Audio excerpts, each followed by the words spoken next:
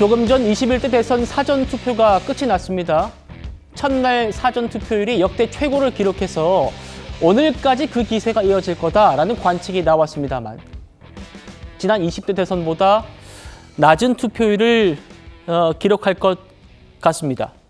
지금 아직 6시 25분입니다만 사전투표장에 들어서 있는 분들, 용지 받으신 분들은 6시가 지나도 투표를 할 수 있기 때문에 최종 투표율은 집계가 아직 안 되고 있습니다.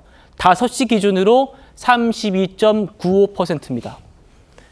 역시 전남이 54%로 제일 높고요. 대구가 24%로 가장 낮습니다. 좀 지켜봐야겠군요. 이게 아마 20대 대선을 넘을지는 모르겠습니다. 좀 더 지켜봐야 될 것 같고 어쨌든 5시까지는 32.95%다. 성춘 부장님. 예. 이틀 모두 평일이었다는 점은 뭐 감안해야겠습니다만 어제 그 일부 투표소에서 벌어졌던 그 논란들도 2일차 사전 투표율이 좀 주춤했던 좀 원인이 됐을까요? 어떻게 평가하십니까? 글쎄요. 그런 것 때문에 사전투표의 전체적인 이 투표율의 하락에 뭐 영향을 줄 것 같지는 않고요.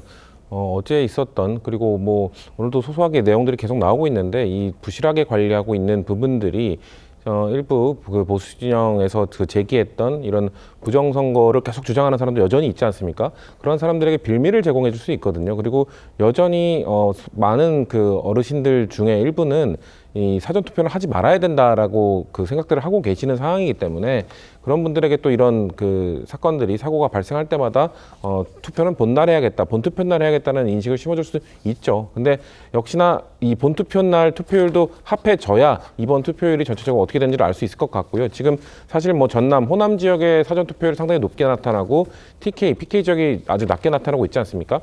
그래서 사실 뭐 지금 보수 진영 속에서는 이게 이번 선거 자체가 탄핵으로 인해서 그 윤석열 전 대통령의 탄핵으로 인해서 치러지는 선거다 보니까 투표를 좀 포기하는 층이 많은 것 아니냐라는 얘기들도 합니다만 사실 지난 대선이나 총선을 떠올려 보더라도 그때도 뭔가 이 영남 지역의 이런 그 사전 투표율은 그렇게 높지 않았던 것도 사실이거든요. 그렇기 때문에 그런 것들이 뭐 그분들의 투표 성향에 따르는 것인지 아니면 정말 이 사전 투표에 대한 불신 때문에 그런 것인지 명확히 알 수 없습니다만 아직 본투표 기간이 남아 있다는 점이 있고 앵커께서 초반에 지적해 주신 것처럼 직전 대선과 직접 비교를 하는 것도 좀 무의미하다. 왜냐하면 그 당시에는 토요일이 껴 있었기 때문에 토요일날 상당히 높은 투표율이 보이지 않았습니까? 그렇기 때문에 오늘도 보면 금요일 오후를 기점으로 해서 갑자기 투표율이 좀 더디게 올라가는 그런 성향을 딱 보였거든요. 지금 아직 뭐 투표 청합도 나오지 않은 상황에서 이번 투표율이 좀 저조하다 이렇게 예측하기보다는 양당이 아니라 모든 정당 모두 이 본투표일날 최대한 많은 유권자들이 투표장으로 향해서 당선된 사람의 이런 정당성, 대표성을 높이기 위한 노력을 해야 된다고 생각합니다. 선관위가 대국민 사과까지 했는데 정치권의 저런 비판도 받았는데 하루도 못 가고 또 일이 터졌습니다. 서울의 한 투표소에서 남편의 신분증으로 사전 투표를 먼저 했고 뒤이어서 본인의 신분증으로 재투표를 하려다가 현장에서 적발된 사람이 있었습니다. 투표 2번 한 사람이 있다라는 참관인의 그런 제보가 있어서 적발할 수 있었는데 박 대변인, 알고 보니까 이분이 누구냐? 강남구 공무원이었고 서울 강남의 공무원이었고 심지어 유권자 신원 확인 업무를 담당하는 선관위의 관계자였습니다. 선거사무원이었다. 어떻게 맞추실까요? 선관위를 믿지 못해서 국민들이 선관위를 감시해야 하는 이런 상황 자체가 굉장히 엽기적이라고밖에 볼 수가 없겠죠. 민주주의의 근간이 투표인 것인데 사실 이 뭔가 누군가가 의도적으로 특정인의 당선을 위해서 조작을 했다라고 하는 부정선거론을 저는 믿지는 않지만 포괄적으로 한 표라도 잘못된 표가 흘러 들어온다라고 하면 그건 원칙적으로 부정선거가 되는 겁니다. 선관위가 이런 문제를 계속해서 방치한다라는 것 자체가 자격이 없다라고 하는 것을 자백하고 있다라고밖에 볼 수가 없고요. 심지어 이 공무원 A 씨는 지난 선거에서도 선거 사무원을 했다라는 게 아니겠습니까? 당시에는 적발이 되지 않았던 것이지 실제 어떤 행위가 있었는지를 확인조차 이제 와서는 할 수가 없는 상황이 됐습니다. 이런 상황에서 국민들께 무조건적으로 선관위를 믿어라 라고 하는 것이 과연 납득이 될 것인가 이런 의구심이 들고요. 예. 이 투표라는 것은 절대로 편의성이란 가치가 정확성이란 가치를 이길 수가 없습니다. 사전투표제라는 것은 편의성을 위해 존재하는 것인데 그 편의성을 위해서 이렇게 많은 부정한 사례들이 발견된다라고 하면은 그런 제도는 차라리 폐지하는 것이 낫다라고 저는 생각을 하고요. 또한 실제로 많은 국가들에서 그러니까 사전투표제를 도입하고 있는 국가들 자체가 미국이나 호주, 일본 정도로 극히 제한적입니다. 근데 그런 나라들은 투표율이 지나치게 낮거나 정말 땅덩이가 너무 커서 물리적으로 이렇게라도 해야 되는 그런 나라들인 것이고 우리나라에서는 과연 이런 사전투표제가 정확성의 가치를 포기할 정도로 가치가 있는 것인가 정말 진지한 성찰이 필요하다라고 생각을 하고요. 별개로 선관위는 정말 환골탈태의 변화가 필요하다. 그렇게 거듭 말씀드리겠습니다. 예. 선관위를 국민이 감시해야 되는 상황까지 왔다.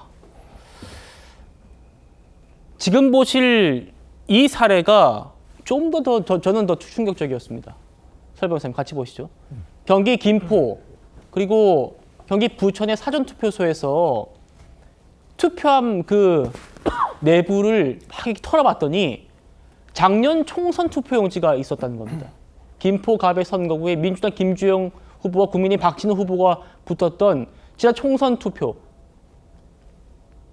이게 지금 왜 문제가 되냐면 앞서서 이제 그 선관위가 어제 그 논란에 대해서 뭐라고 했냐. 다행입니다만 하면서 뭐 투표용지와 회성용 본투가 일치했다라는 거잖아요. 지금 이렇게 투표용지가 총선 때께 발견됐으며 그럼 지난 총선 때는 투표한 사람과 투표용지 수가 안 맞았다는 거 아니에요. 한 장 부족했다는 거 아니에요. 그런데 그때는 넘어갔다는 거 아닙니까? 그러니까요. 그 투표함에 왜 지난 총선에서의 투표지가 남아있는 거예요? 그러면 투표함에서 투표지를 다 꺼낼 때 그걸 확인을 다 하지 않나요? 현장에서? 저는 그런 걸로 알고 있는데 왜 이게 그러면 그 투표함에 남아있었던 것인지 이런 부분을 조금 선관위를 통해서 해명이 돼야 될 것 같고요. 아까도 우리가 그 사전 투표소 외부에 어떤 이거 유출된 부분과 관련해 가지고 저는 아까 그 뉴스를 보면서 바로 드는 생각이 그러면 저 투표용지 누군가 칼라복사 해가지고 대량으로 가지고 있다거나 그래서 나중에 어떤 사람들이 조직적으로 예를 들어서 그냥 투표를 할 때 투표함에 넣을 때 몰래 넣는다고 한다면 그렇게 된다면 이건 한 사람이 여러 표를 행사할 수도 있게 돼 버리는 거잖아요. 그러니까 저렇게 들고 나오시는데 저 칼라복사 못 하겠습니까? 그러니까 그 동일성을 어떻게 확인할 거예요? 예. 그러니까 지금 선관위에서 얘기를 한 발급한 매표소와 투표용지와 회성용 봉투가 일치 당연히 하죠. 그걸 가지고 정확하게 관리를 했다라고 얘기한 건 좀 문제가 있어 보입니다. 저는 사전투표에 그러니까 부정선거에 대해서는 저는 비흡자도 맞지 않다고 생각을 합니다. 네. 근데 왜 지금 선관위가 이번 선거가 열리게 된 게 윤석열 대통령이 부정선거론에 빠지셔가지고 개헌까지 일으키신 거잖아요. 그걸로 인해서 탄핵이 돼서 이번 선거가 조기 대선이 일어난 건데 선관위가 거기에 대해서 누차 본인들이 관리 잘하겠다고 그런 사실이 있지 않다고 매번 얘기했잖아요. 근데 바로 사전투표 첫날 저런 문제가 발생을 해버리게 된다면 소위 부정선거를 믿으신 분들에게 빌미를 주는 거 아니겠습니까? 그러면 관리를 더욱더 철저하게 이번만큼은 더 했었어야죠. 그런데 선관위에서 너무 안이하게 대응한 거 아닌가라는 생각이 좀 들어서 예. 이렇게 된다면 정말 부정선거론을 주장하신 분들이 그냥 잠잠해지셔야 되는데 오히려 또 더 그냥 활기를 치실까 봐 저는 또 내심 더 걱정이 되는 건 사실입니다. 예.